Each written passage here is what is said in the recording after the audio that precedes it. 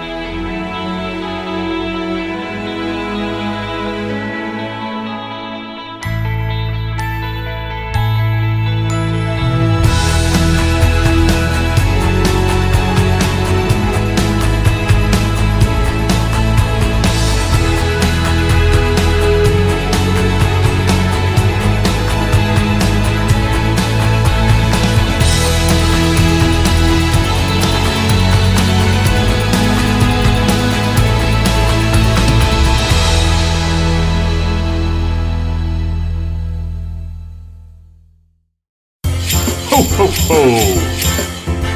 Very cool. Nice job, everybody in that group. You guys had a ton of fun and did a really nice job. I really enjoyed that.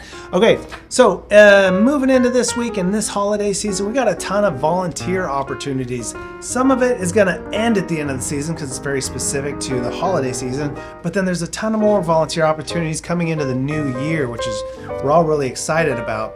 Now, big thing here, I'm going to talk more about the benefits of volunteering tomorrow.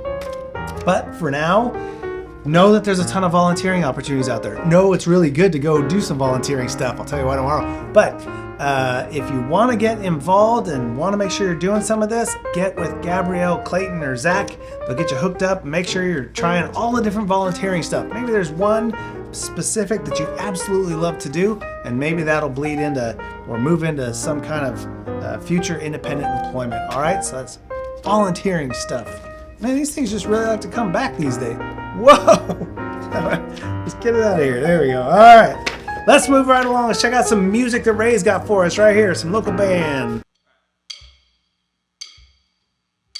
1, 2, 3.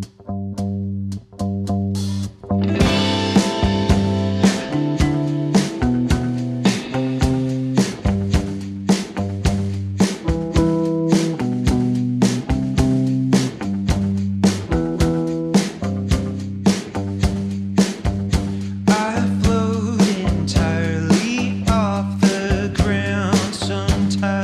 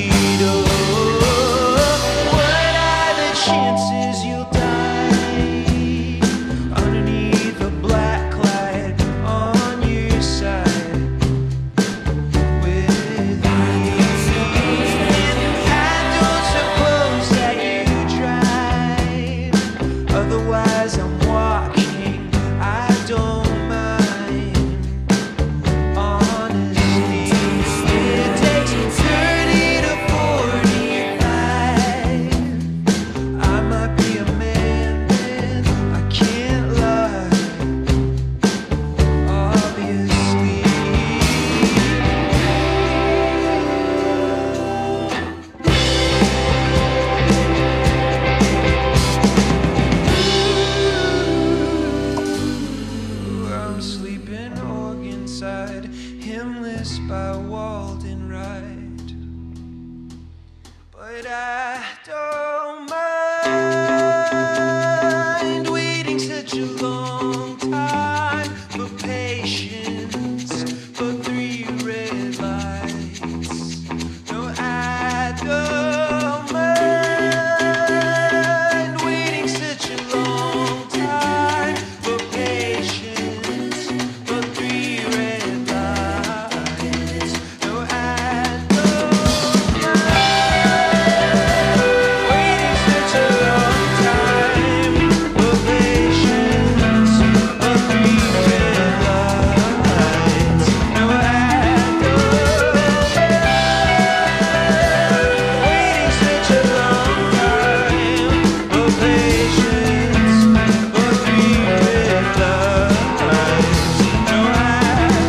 for patience, for 3 red lights. No, I Ho, ho, ho!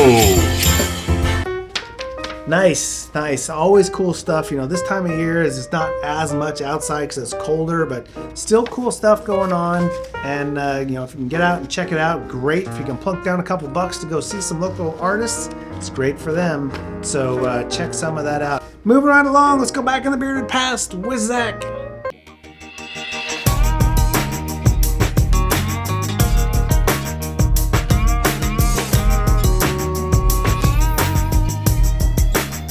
Hey everybody, how you doing? I hope you're doing good today. I hope everything is going great. It's Tuesday. It's the day after that Monday of the 4-day weekend. But let's get down to it and let's go back in the bearded past with Zach.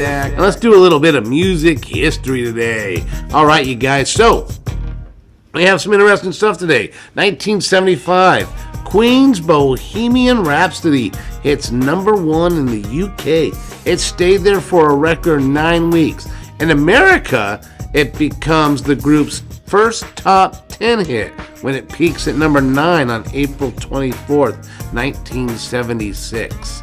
Also, too, we have 1986, and I know we give Carl a hard time for this, but in 1986, You Give Love a Bad Name by Bon Jovi. It goes #1 in the US. I remember this hit very well. I'm not saying I was a fan, but I remember this. This is like my junior high years all over again. 2014, Taylor Swift replaces herself at #1. So she had the #1 hit, and then she put another one on there. She got the #1 hit on the Hot 100 when Blank Space knocks off Shake It Off. Shake it off.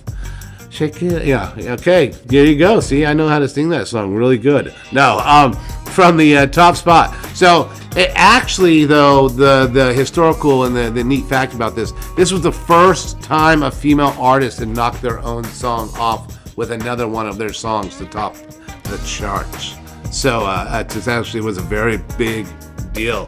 And the last thing I kind of want to hit you guys with is, you know, the second Grammys was only done in 1959, and the award, the second annual Grammy Awards, Bobby Darin wins for Best New Artist and also takes the award for the Record of the Year for Mac the Knife, which is still #1 on the Hot 100, you guys. So hey, enjoy your music, enjoy Tuesday, have a great day, everybody. I'm out of here. Ho, ho, ho! Nice, nice job. All right, now time for Gabrielle to let us know what's going on locally or what the national day is today. Right here.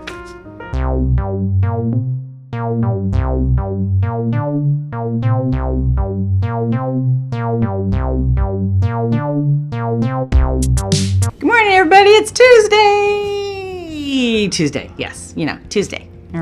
Tuesday. But it's Tuesday, the last Tuesday of November.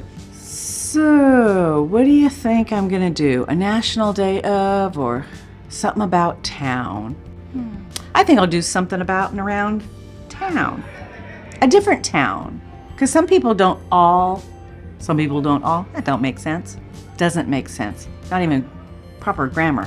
Okay, not everybody here lives in Modesto. Some of us live in Riverbank, Oakdale, Turlock, Houston, Wesley, Patterson, Ceres. Did I miss anybody? I don't know. If I did, I'm sorry.